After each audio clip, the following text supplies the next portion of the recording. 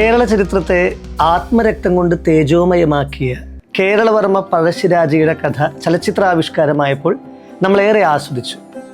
അനശ്വര സാഹിത്യകാരൻ MT വാസുദേവൻ നായർ രചിച്ച കേരളവർമ്മ പഴശ്ശിരാജയുടെ തിരക്കഥ കറൻ ബുക്സ് തൃശ്ശൂരാണ് പ്രസിദ്ധീകരിച്ചിരിക്കുന്നത്. വിതരണം കോസ്മോ ബുക്സ്.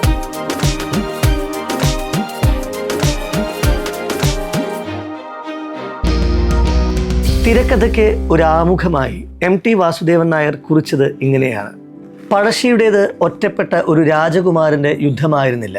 കൃഷിക്കാരും ആദിവാസികളുമെല്ലാം അദ്ദേഹത്തിന് പിന്തുണ നൽകി.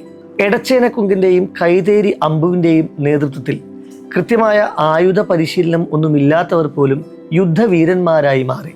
കാട് കളിത്തട്ടായ ആദിവാസികൾ തലക്കൽ ചന്തുവിൻ്റെ പരിശീലനം നേടി ഗറില്ല യുദ്ധത്തിൽ വിദഗ്ധരായി. വെല്ലസ്ലിയുമായി അടുപ്പമുണ്ടായിരുന്ന MN നായർ പഴശ്ശിയുടെ ചേരിയിലേക്ക് മാറിയത് യുദ്ധത്തിലെ വഴിത്തിരിവായിരുന്നു.